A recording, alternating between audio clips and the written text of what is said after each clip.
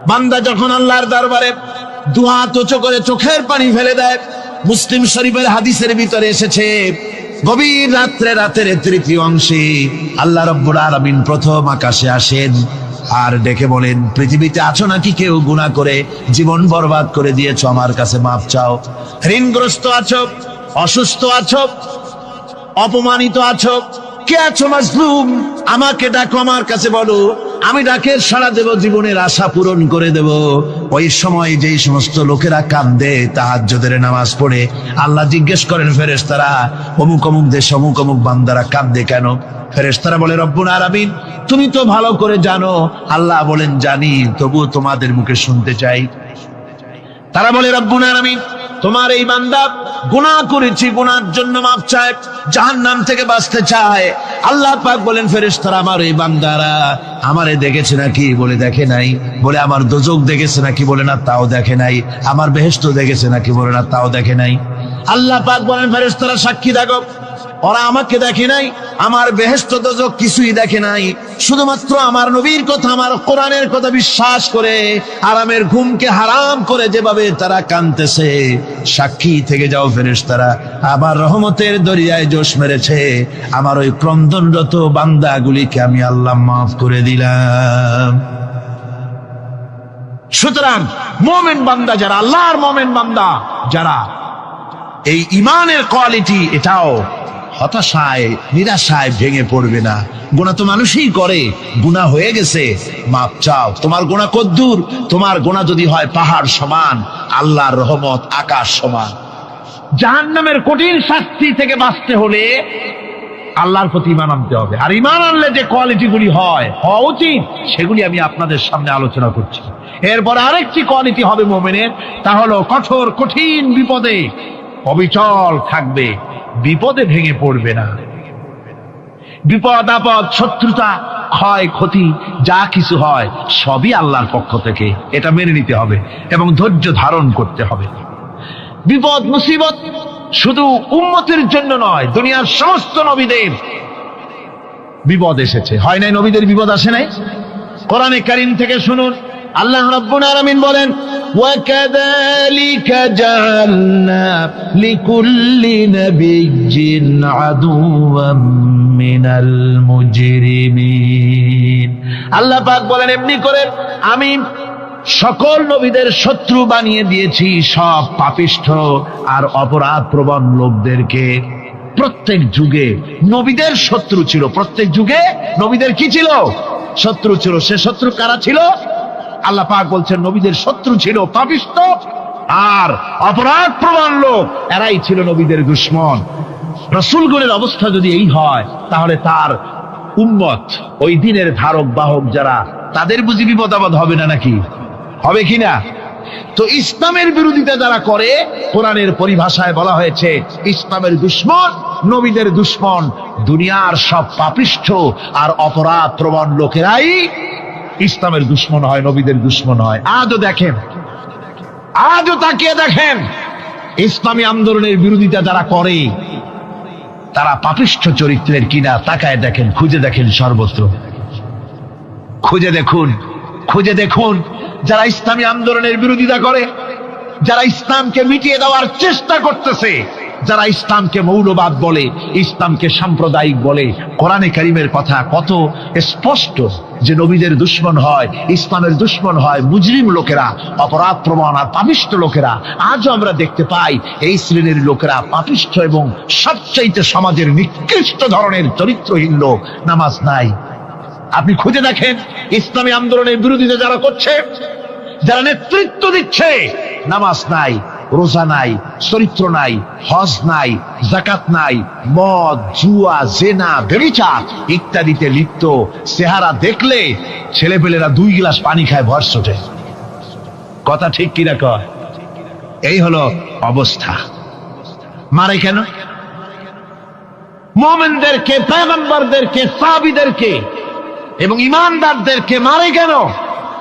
তার কারণ হচ্ছে আল্লাহ রাব্বুল আলামিন বলেছেন, ওয়া মা নাকামু মিনহুম ইল্লা আইয়ুমিনু বিল্লাহিল আজিজিল হামিদ। কাফিররা ঈমানদার লোকদেরকে অন্য কোন অপরাধী নির্যাতন চালায় না, নির্যাতন চালায় শুধু এই কারণে যেহেতু মুমিন লোকেরা পরাক্রমশালী, আল্লাহ রাব্বুল আলামিনের দ্বীনকে কায়েম করতে চায়, তার উপরে ঈমান এনেছে, এই কারণেই তারা মারে। ঠিক কিনা কর? যুগে যুগে নবীদের উপরে, সাহাবীদের উপরে যে অত্যাচার হয়েছে, সে অত্যাচার এই কারণেই হয়েছে, অন্য কোনো কারণে নয়। এই কঠিন বিপদে অবিচলতা এবং ধৈর্যের দৃষ্টান্ত নবীগণ পেশ করেছেন পৃথিবীর বুকে।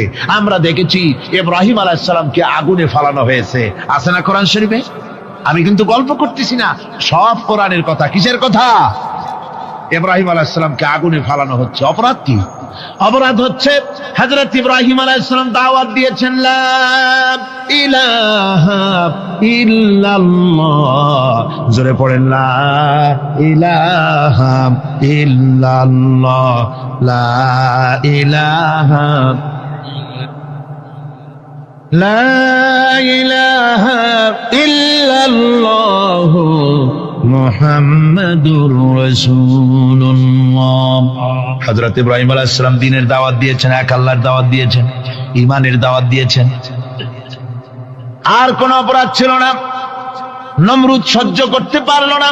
কোরআনে কারীমের মধ্যে সব কথাগুলি আল্লাহ পাক এই জন্য বিধৃত করেছেন, এই জন্য কোরআনে কারীমের মধ্যে সব কথা উঠায় দিয়েছেন, যাতে করে মুমিনেরা বিপদ আসলে পরে যেন ঘাবড়ে না যায়। ইব্রাহিম আলাইহিস সালামকে আগুনে ফালানো হচ্ছে। ফেরেশতা বলছে, ইব্রাহিম তোমারে আগুনে ফালায় দাও, হতেছে আমার কাছে সাহায্য চাও, আমার কাছে ক্ষমতা আছে, আগুনগুলো উঠাইয়া নমরুদের বংশ জ্বালায় দেব। হযরত ইব্রাহিম ফেরেশতার কাছে সাহায্য চাইছিলেন নাকি? তিনি বললেন, ফেরেশতা তোমার কাছে সাহায্য কেন চাইব? আমি তো এমন কোন অন্ধ আল্লাহর ইবাদত করি না যেই অন্ধ স্রষ্টা তার গোলামের দুঃখ দুর্দশা না দেখেন। আমি তোমার কাছে সাহায্য চাইব না। হযরত ইব্রাহিম আলাইহিস সালাম পাশ করলেন। কি বলেন, পাশ করছেন না? ঈমানের পরীক্ষায় পাশ। আগুনের মধ্যে হযরত ইব্রাহিমকে যখন ফেলানো হচ্ছে, রব্বুল আলামিন আগুনের প্রতি নোটিশ করে দিলেন, ইয়া নারু কুনি বারদাও ওয়া সালামান আলা ইব্রাহিম। আগুন আমার ইব্রাহিমের জন্য শান্তিদায়ক, ঠান্ডা হয়ে যা। এখন কি আর আগুনের বাপের ক্ষমতা আছে ইব্রাহিমকে পোড়ানো? আর ক্ষমতা নাই। আমার বন্ধুগণ, ইব্রাহিম আগুনের ভিতরে আরামে বসা আছেন, আর ওদিকে নমরুদ বসে বসে দেখতেছে দূর থেকে। ইব্রাহিম তো জ্বলে না, গায়ের মধ্যে আগুন জ্বলে গেল। ডাক দিয়া কয়, আগুন তোর হলো কি? কেন জ্বালাইতে পারিস না আমার দুশমন রে? হলোটা কি তোর? তোর কি জ্বালানো শক্তি বন্ধ হয়ে গেল নাকি? আগুনের ভিতর থেকে জবাব এলো, নমরুদ রে, আমার ভিতরে জ্বালানো শক্তি আছে কি নাই যদি প্রমাণ করতে চাও, টেস্ট করতে চাও, তুই নিজে আয়, তোরে শুদ্ধ তামাম দুনিয়া জ্বালাই দিতে পারি, ইব্রাহিমের এক গাছা পশমও জ্বালাইতে পারি না। তার কারণ হচ্ছে আমি হচ্ছি মাখলুক, আল্লাহ হচ্ছেন খালিক। আল্লাহ আমাকে বলেছেন না জ্বালাতে, তুমি 1000 বার বললেও আমি ইব্রাহিমকে জ্বালাইতে পারবো না। কোরআনে কারীমে ঘটনা বলে মুমিনদেরকে সাহস দেওয়া হচ্ছে, মুমিনেরা দ্বীনের কাজ করতে গিয়ে বিপদ আবাজ আসবে। ঈমানের দাবি হলো বিপদ আসবে, আর বিপদ আসলে ঘাবড়ায় যেও না, মুসিবতে পড়ে চিন্তায় পেরেশানে হয়রান হয়ে যেও না। বিশ্বকবি আল্লামা ইকবাল কি সুন্দর করে বলেছেন, আজ ভি হোক জু ইব্রাহিম কা ইমা पैदा आग कर सकती है एक अंदाज गुलिस्तां पैदा। ইব্রাহিমের ঈমান যদি আজিও কোথাও হয় বিদ্যমান, করতে পারেন অগ্নিকুণ্ডে খুবসুরত এক গুলিস্তান। আজও যদি আগুনের ভিতরে কোন নমরুদ কোন ইব্রাহিমকে যদি ফেলে দেয়, আল্লাহ রাব্বুল আলামিন আজও আগুনকে ফুলের বাগান বানায়া দিবেন। সুবহানাল্লাহ। ভয় পাওয়ার কারণ নাই, চিন্তা করার কোনো কারণ নাই। আমার বন্ধুগণ, হযরতে হুদ আলাইহিস সালামকে যখন সমাজের লোকেরা, রাষ্ট্রের লোকেরা ঘিরে ফেলে দিল। সমাজ শক্তি, রাষ্ট্র শক্তি যখন তাকে ঘিরে ফেলে দিল, ষড়যন্ত্রের পাহাড় তুলে দিল, তারে মেরে ফেলে দিবে। হযরত হুদ দেশ থেকে তা পালায় গেলেন না, ভয় পেলেন না। হযরতে হুদ আলাইহিস সালাম বললেন, কোরআনে কারীমে হযরত হুদের কথা কোট করা হলো, ফাকিদুনি জামিআন সুম্মা লা তুনজিরুন। সম্মিলিতভাবে ষড়যন্ত্র করো আমার বিরুদ্ধে, সবাই মিলে ষড়যন্ত্র করো, সুম্মা লা তুনজিরুন, আর আমাকে এতটুকু অবকাশ তোমরা দিও না। ইন্নী তাওয়াক্কালতু আলাল্লাহি রাব্বি ওয়া রাব্বিকুম, আমি ভরসা করেছি সেই আল্লাহর উপরে, যার কুদরতি হাতের ভেতরে, যিনি আমাদের রব, তোমাদেরও রব, আর যার কুদরতি হাতের ভিতরে তামাম পৃথিবীর জানগুলি যার হাতে, সে আল্লাহর উপরে ভরসা করেছি। ষড়যন্ত্র যদ্দূর আছে করতে থাকো, আমি ষড়যন্ত্র পরোয়া করি না। সুবহানাল্লাহ। এটাই হলো মুমিনের কোয়ালিটি। শুধু ঈমান, লা ইলাহা ইল্লাল্লাহু মুহাম্মাদুর রাসূলুল্লাহ, গরুর গোশত খাই, আর রবিউল মাস আসতে পরে ইয়া নবী সালাম আলাইকা, ইয়া রাসূল সালাম আলাইকা, তারপরে গরম গরম জিলাপি আর রসগোল্লা খাইলাম খুব বেশি করিয়া, এর নাম মুমিন নয়। মুমিন হচ্ছে তার চলায় ফেরায়, ওঠায় বসায় সাহসিকতার তার এক আন্দাজ তৈরি হবে সে। আমার ভাইয়েরা, বিপদে অবিচলতা আমাদেরকে পয়গম্বরেরা শিক্ষা দান করেছেন। আমরা দেখতে পেয়েছি বিশ্বনবী জনাবে মুহাম্মাদুর রাসূলুল্লাহ সাল্লাল্লাহু আলাইহি ওয়াসাল্লাম হিজরতের রাত, কাফেররা চতুর্দিকে দাঁড়ানো। হযরত জিবরাইল এসে বলেন, ইয়া রাসূলুল্লাহ, হে কাফেররা চতুর্দিকে ঘিরে দাঁড়িয়েছে, গভীর রাত, এখন হাতে তাদের তরবারি, সকাল হলে পরেই তারা আপনাকে মেরে ফেলে দিবে, তাড়াতাড়ি ওঠেন, মদিনার দিকে চলে যান। আল্লাহ নবী ঘুমের থেকে জেগে হযরত আলীকে ডেকে বলেন, আলী, আল্লাহ অর্ডার করেছেন, আমি মদিনায় চললাম, আমার বিছানার পরে আমার চাদর গায়ে দিয়ে শুয়ে থাকো। হযরত আলী বলেন, আল্লাহর হাবিব, আপনার চাদর গায়ে দিয়ে ঘুমিয়ে থাকবো, সকালবেলায় কাফির বেঈমানেরা আপনার বিছানার পরে আপনার চাদর গায়ে দেওয়া অবস্থায় আমি আলীকে তারা মুহাম্মদ মনে করবে, আর আমি আলীকে নবী মনে করে তারা তাদের তরবারি দিয়া কেটে কেটে টুকরা টুকরা করে আমারে বিদায় করে দেবে দুনিয়া থেকে। এতটুকুনো পরোয়া করি না, বরং আমার দিলের মধ্যে এটাই তৃপ্তি থাকবে যে আমি আলীর জীবনের বিনিময় আল্লাহর হাবিব দুনিয়ায় বেঁচে আছেন। যে ব্যক্তি বিদ্রোহ করেছে এবং দুনিয়ার জীবনকে অগ্রাধিকার দিয়েছে, তার জায়গা হচ্ছে জাহান্নাম। জোরে বলেন নাউজুবিল্লাহ। যে ব্যক্তি আল্লাহর সঙ্গে বিদ্রোহ করেছে আর পরকালের জন্য পাথর জোগাড় করে নাই, দুনিয়াকে অগ্রাধিকার দিল, পরকালকে ভুলে গেল, তার জায়গা হলো জাহান্নাম। وَأَمَّا مَنْ خَافَ مَقَامَ رَبِّهِ وَنَهَى النَّفْسَ عَنِ الْهَوَى فَإِنَّ الْجَنَّةَ هِيَ الْمَأْوَى। আর যে ব্যক্তি আপন প্রভুর সামনে উপস্থিত হওয়াকে ভয় করেছে এবং আপন প্রবৃত্তিকে লালসা মুক্ত করেছে, লালসার হাত থেকে রক্ষা করেছে, আল্লাহ রব্বুল আলামিন কিয়ামতের দিন তার জন্য রেখে দিয়েছেন জান্নাত। তার জন্য কোন জায়গা? জান্নাত। আমাদেরকে পরকাল ভিত্তিক জীবন যাপন যদি করি, তাহলে কবরের জবাবগুলি খুব আসান হবে। আর যদি পরকাল ভিত্তিক জীবন যাপন না হয়, কবরটা মুসিবত হয়ে যাবে। হযরত ওসমান রাদিয়াল্লাহু তাআলা আনহু কবরের কাছে গিয়ে খুব কাঁদতেন। সাহাবায়ে কেরাম প্রশ্ন করেছেন, হুজুর, রাসূল করিম সাল্লাল্লাহু আলাইহি ওয়াসাল্লাম যখন জান্নাত ও জাহান্নামের ওয়াজ করেন, তখনও তো এত বেশি আপনি কাঁদেন না, যত বেশি কাঁদেন কবরের কাছে এসে, কারণ কি? হযরত ওসমান রাদিয়াল্লাহু তাআলা আনহু বলতেন, আমার সাথীরা, আমি আমার হাবিবের কাছে, আল্লাহ রাব্বুল আলামিনের রাসূলের কাছে আমি শুনেছি, এই কবরটাই হলো প্রথম স্টেশন, এই কবরটাই হলো প্রথম ইমিগ্রেশন কাউন্টার। এই জায়গায় যদি কেউ ধরা পড়ে যায়, কারো যদি চার্জশিট হয়ে যায়, সব জায়গায় ধরা পড়ে যাবে, হাসরে মিজানে সিরাতে কোনো জায়গায় নাজাত পাবে না। আর এই কবরটা যদি কেউ মুক্তি পেয়ে যায়, মিজান সিরাত হাসর সব জায়গা থেকে আল্লাহ তারে ভালোভাবে পার করে দিবেন। এটা হলো আসল জায়গা। মারাত্মক জায়গা, খুব মারাত্মক জায়গা। আমি এটাকে ইমিগ্রেশন কাউন্টার বলেছি আমার ভাষায়। ইমিগ্রেশন কাউন্টার যারা বিদেশ ভ্রমণ করেছেন তারা জানেন। লন্ডন যাবেন, আমেরিকা যাবেন, সৌদি আরব যাবেন, যে কোনো বিদেশে যাবেন, গেলেই পাসপোর্ট তারা দেখবে। পাসপোর্টে আপনার ন্যাশনালিটি কোনটা সেটাই তারা জানতে চাইবে। আপনি কোন দল করেন এটা তারা জানতে চাইবে না। আপনি কোন ভাষায় কথা বলেন তাও তাদের জানার দরকার নেই। প্রথমেই তারা আপনার ন্যাশনালিটি দেখবে, আপনার আইডেন্টিটি কি তারা জানতে চাইবে। তারপরে যদি স্যাটিসফ্যাক্টরি হয় আপনাকে ভিসা দিয়ে ভেতরে ঢুকবার ব্যবস্থা করে দেবে। আর যদি তারা স্যাটিসফাইড না হয় তাহলে আপনাকে মেহমানখানায় ঢুকানো হবে গ্রেফতার করে। কবর হচ্ছে এ ধরনের একটি ইমিগ্রেশন কাউন্টার। কবরের ভিতরে মানুষ যখনই রাখা হবে সঙ্গে সঙ্গে দুজন ফেরেশতা আসবে। কবরের কাছে যারা এসেছিল দাফন হয়ে যাওয়ার পর এই লোকগুলি 40 কদম যেতে যতক্ষণ লাগে এর মধ্যেই দুজন ফেরেশতা এসে যাবে।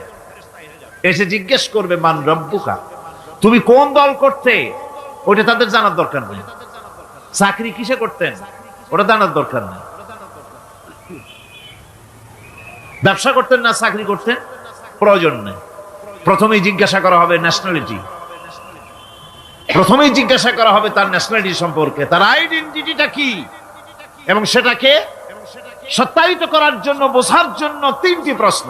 প্রথম প্রশ্ন, মান রব্বুকা ওয়া মা দীনুকা ওয়া মান নাবিয়্যুকা, তোমার রব কে, তোমার দ্বীন কি, তোমার নবী কে। যদি এই ব্যক্তি বেঈমান হয়, মুনাফিক হয়, সে বলবে হায় হাতা লা আদরি, হায় হাতা লা আদরি, জানি না আমার রবকে, আমি জানি না। তোমার দিন কি, দিন কারে কয় বুঝি না। এরপরে আল্লাহর নবী জনাবে মুহাম্মদ রাসূলুল্লাহ সাল্লাল্লাহু আলাইহি ওয়াসাল্লাম কে দেখানো হবে, বলা হবে মা কুনতা তাকুলু ফি হাদার রাজুল, এই ব্যক্তি সম্পর্কে তোমার ধারণা কি নিকে, বলবে আমি চিনি না। নাউযুবিল্লাহ। বাস, এরপরে তার যা হবার তাই শুরু হয়ে যাবে। আর যদি বান্দাটা মুমিন হয়, প্রশ্ন করা হবে মান রব্বুকা, জবাব দেবে রব্বি আল্লাহ, আমার রব আল্লাহ রাব্বুল আলামিন। ওয়া মা দীনুকা, দীনুনা ইসলাম, আমার দিন হচ্ছে ইসলাম। এরপরে আল্লাহর নবীকে দেখানো হবে। কয়েক রকমের বর্ণনা আছে, কোন বর্ণনায় আছে হুজুরের আকারে দেখানো হবে, অথবা রাসূলকে সরাসরি দেখানো হবে। বলা হবে মা কুনতা তাকুলু ফি হাদার রাজুল, এই লোকটি সম্পর্কে ধারণা কি। মুমিন ব্যক্তি বলবে হাদা নবিয়ুনা মুহাম্মাদুর রাসূলুল্লাহ সাল্লাল্লাহু আলাইহি ওয়াসাল্লাম, ইনি আমার তো সেই নবী মুহাম্মাদুর রাসূলুল্লাহ সাল্লাল্লাহু আলাইহি ওয়াসাল্লাম। আমরা যেন এই রকমের জবাব দিতে পারি, আল্লাহ কবুল করো। সকলে জোরে কোন আমিন। জবাব হয়ে যাওয়ার পর গায়ব থেকে আওয়াজ আসবে, ফাফরিশু বিল জান্নাতি ওয়ালবিসু বিল জান্নাহ, ও আমার ফেরেশতারা আমার এই বান্দাকে জান্নাতের পোশাক পরায়া দাও আর কবরটাকে জান্নাতের বিছানা বিছায়া দাও। জান্নাতের পোশাক পরায়া দাও, জান্নাতের বিছানা বিছায়া দাও। ইলা মাদ্দা বাসারিহি, তার চোখের দৃষ্টি যত দূর যায় কবরটা ততটা প্রশস্ত করে দাও। এরপর বেহেশতের পোশাক পরাইয়া, বেহেশতের বিছানা বিছায়া ফেরেশতা বলবে নূম কানাউমুল উরুস, ঘুমিয়ে যাও। দুলামিয়া যেমন বাসর সজ্জায় নতুন বউ নিয়ে আরামে ঘুমায়, এরকম আরামে ঘুমায় যাও। ইলা ইয়াউমিল কিয়ামা, কিয়ামত পর্যন্ত ঘুমায় থাকবে, আরামে ঘুমিয়ে থাকবে। এরপরে সিংগায় ফুৎকার হবে, সিংগার ফুৎকারের আওয়াজে তার ঘুম ভেঙে যাবে। বলবে ইয়া ওয়াইলানা মান বাআসানা মিন মারকাদিনা, হায় আফসোস, আমার এত আরামের ঘুম থেকে কে আমাকে জাগ্রত করলো, আমার ঘুমটারে নষ্ট করলো কে। আওয়াজ আসবে হাদা মা ওয়াদার রহমান ওয়া সাদাকাল মুরসালুন, এটা হচ্ছে রহমানের সেই ওয়াদা, আর মুরসালিনরা নবীরা সত্য কথাই বলেছিলেন, সেই কিয়ামত অনুষ্ঠিত হচ্ছে। আমার বন্ধুগণ, সেজন্য এই দুনিয়ার মোহে পড়ে থাকলে পরে দুনিয়ায় যারা অগ্রাধিকার দিবে দুনিয়াকে পরকালের তুলনায়, জবাব দিতে পারবে না কবরের ভিতরে গিয়া। আর যারা পরকালকে অগ্রাধিকার দিবে, দুনিয়ার চাইতে পরকালকে বেশি অগ্রাধিকার দেবে, আর আল্লাহর ভয় কলিজার ভিতরে রাখবে, কবরের জবাব সঠিকভাবে দিতে পারবে, কিয়ামতের দিন আল্লাহ রাব্বুল আলামিন তাদের জন্য জান্নাত দান করবেন। জোরে বলেন আমিন। দুনিয়াটা হচ্ছে দুনিয়া যেখানে আমরা আছি। আমি আগেই বলেছি দুনিয়া হচ্ছে আদনা শব্দ থেকে এর উৎপত্তি হয়েছে। তুচ্ছ, নিকৃষ্ট, এটার দাম নাই, এটার মূল্য নাই। হযরত ইবনে কাইয়িম রাহিমাহুল্লাহ নওয়ারাল্লাহু মারকাদাহু ওয়া জাআলাল জান্নাতা মাথওয়াহু, হযরত ইবনে কাইয়িম তিনি বলছেন, সুন্দর করে বলছেন দুনিয়া সম্পর্কে, মা মাদা ফিদ দুনিয়া আহলামুন ওয়া মা বাকিয়া মিনহা আমানি ওয়াল ওয়াক্তু বাইনাহুমা দাইউন। মা মাদা ফিদ দুনিয়া আহলামুন, জীবনের যে অংশ ফেলে এসেছি সেটা আজ একটা স্বপ্ন। ওয়া মা বাকিয়া মিনহা আমানি, আর জীবনের যে অংশ সামনে বাকি আছে সেটা এখন একটা আকাঙ্ক্ষা। ওয়াল ওয়াক্তু বাইনাহুমা দাইউন, আর এর মাঝখান থেকে সময় সব চলে যাচ্ছে।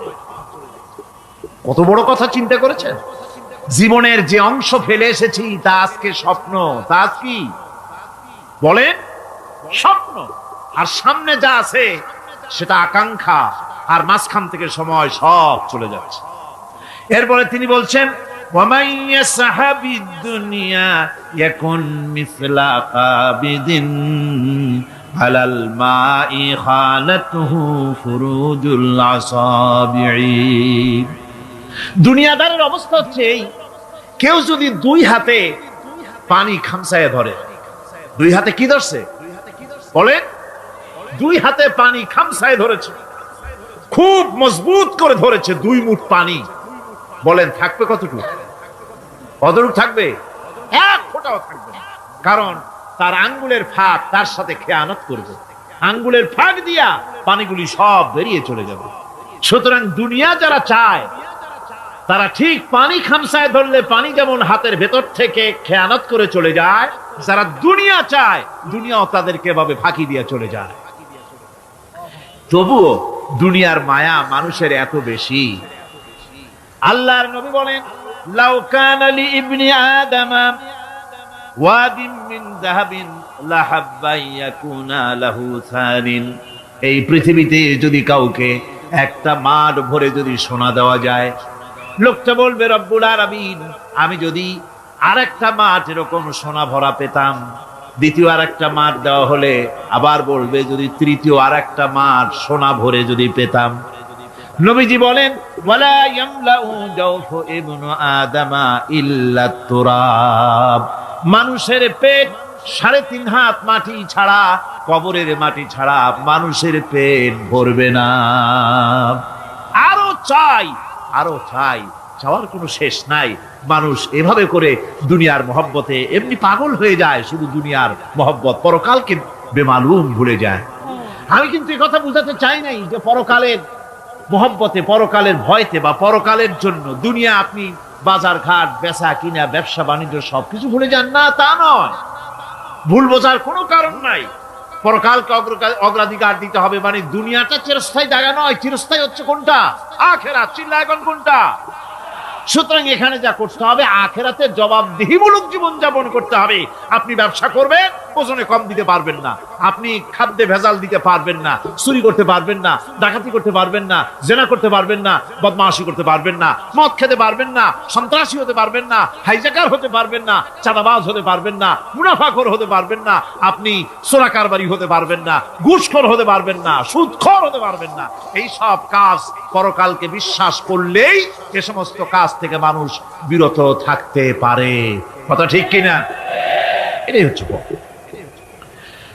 সুতরাং এই পৃথিবী থাকবে না, এটা কি চিরকাল থাকবে? না, এর একটা পরিসমাপ্তি ঘটবে।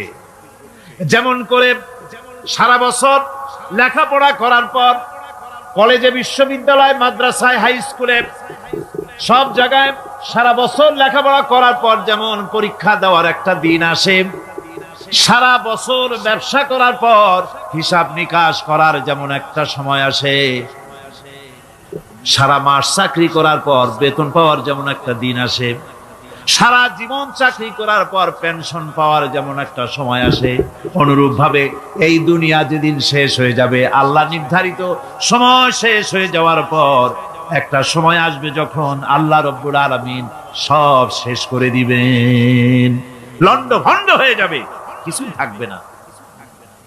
কোরআনে কারিমে আল্লাহ সব বলেছেন, কোরআনে সব আল্লাহ বলে দিয়েছেন। আল্লাহ পাক বলেন এই পৃথিবীর সব কেমন ভাবে ধ্বংস হবে তার চিত্র আল্লাহ পাক কোরআনে কারিমে তুলে ধরেছেন। ইযাস সামাউ ফাতারাত ওয়া ইযাল কাওয়াকিবু তাসারাত ওয়া ইযাল বিহারু ফুজ্জিরাত ওয়া ইযাল কুবুরু বু'সিরাত। যখন আকাশসমূহ দীর্ঘ বিদীর্ণ হয়ে যাবে, তারকাগুলি বিক্ষিপ্ত হয়ে ছিটকে পড়বে, আর সমুদ্রগুলি উচ্ছ্বসিত হয়ে পড়বে, কবরগুলি সব তার ভেতরে যা আছে উদ্গীরণ করে দেবে, তারকাগুলি স্থিমিত হয়ে যাবে। এরপরে সমস্ত আকাশগুলি কাতাইয়িস সিজিল্লি লিল কুতুব, কিতাবের পৃষ্ঠার মতো একটার পরে একটা ঠাস ঠাস করে পড়তে থাকবে, চূর্ণ বিচূর্ণ হয়ে ভেঙে চুরে একাকার হয়ে যাবে। পাহাড়গুলিকে উড়িয়ে দেওয়া হবে, চন্দ্র এবং সূর্য একাকার হয়ে যাবে। আল্লাহ রাব্বুল আলামিন বলেন ফাইদা বারিকাল বাসার ওয়া খাসাফাল কমার ওয়া জুমিআশ শামসু ওয়াল কমর। চক্ষু যখন বিস্ফারিত হয়ে যাবে, চাঁদ যখন তার আলো হারিয়ে ফেলবে, সূর্য যখন তার আলো হারিয়ে ফেলবে, চাঁদ আর সূর্য সব একাকার হয়ে যাবে, সেই সময়ের অবস্থাটা কি চিন্তা করো। মানুষ হয়রান হয়ে দৌড়াদৌড়ি করবে। ওয়াহুমিলাতিল আরদু ওয়াল জিবালু ফাদুক্কাতা দাক্কাতান ওয়াহিদা। জমিন এবং পাহাড়গুলির মধ্যে আল্লাহ রাব্বুল আলামিন সংঘর্ষ বাঁধিয়ে দিবেন, পাহাড়গুলি ভেঙে চুরে টুকরা টুকরা হয়ে যাবে, পাহাড়গুলি উঁচু করে জমিনের উপরে আছাড় মেরে আল্লাহ রাব্বুল আলামিন ভেঙে চুরে চুরমার করে দিবেন। সুবহানাল্লাহ। ওয়া তাকুনুল জিবালু কালইনিল মানফুশ, পাহাড়গুলো পেঁজা ধোনা তুলার মতো করে উড়িয়ে দেওয়া হবে, পাহাড় উড়ে যাবে। সুবহানাল্লাহ। পাহাড় পাথরের তৈরি করা পাহাড়, এই পাহাড়গুলি তুলার মতো হয়ে উড়বে কিভাবে? আমি এই দৃশ্য নিজের চোখে কিছুটা হলেও দেখছি। আজ থেকে 10 দিন আগে আমি ইতালি সফর করে এসেছি। ইতালির রাজধানী রোম। রোম প্রাচীন সভ্যতার লালন ভূমি। কোরআনে কারিমে সূরা রোম রয়েছে, এই রোম সেই রোম। এখানের বাদশার কাছে রাসূল করিম সাল্লাল্লাহু আলাইহি ওয়াসাল্লাম হেরাক্লিয়াসের কাছে চিঠি পাঠিয়েছিলেন, সেই রোম। 12 থেকে 15,000-এর মতো বাংলাদেশি মুসলমান সেখানে আছে। জুমার দিন, যেদিন আমি গেলাম তার পরের দিনই জুমা ছিল। জুমার নামাজ পড়লাম ভ্যাটিকানের কাছেই বিশাল মসজিদ, ইউরোপের ভিতরে সবচাইতে বড় মসজিদ এটা। রোম ইসলামের দুশমনদের রাজধানী। সেইখানে যখন আযান হচ্ছে আশহাদু আন্না মুহাম্মাদার রাসূলুল্লাহ, আমার অনুভূতির কথা আপনাদেরকে বোঝাতে পারবো না, কি অনুভূতির সৃষ্টি হয়েছে আমার ভেতরে। ভ্যাটিকানের পোপ এক পাশে, কিছু দূরেই ভ্যাটিকান, ওটা হচ্ছে গোটা পৃথিবীর সমস্ত খ্রিস্টানদের কাবা, ভ্যাটিকান। তার পাশেই বিশাল মসজিদ, সেখানে নামাজ পড়লাম। চিন্তার ভেতরে আসলো আল্লাহ রাব্বুল আলামিন তার হাবিবের নাম, তার তাওহীদ, তার রিসালাতকে কিভাবে বিশ্বময় ছড়িয়ে দিলেন। আবু জাহেল চাইছিল মুহাম্মদ সাল্লাল্লাহু আলাইহি ওয়াসাল্লামকে স্তব্ধ করে দেবে মক্কার জীবনেই। কত বদনাম, সাহের, কাহেন, কাজ্জাব, শায়ের, নাউযুবিল্লাহি মিন যালিক, কত গালাগালি করলো। আর আল্লাহ শোনালেন, হাবিব চিন্তার কোনো কারণ নাই, ওয়া রাফা'না লাকা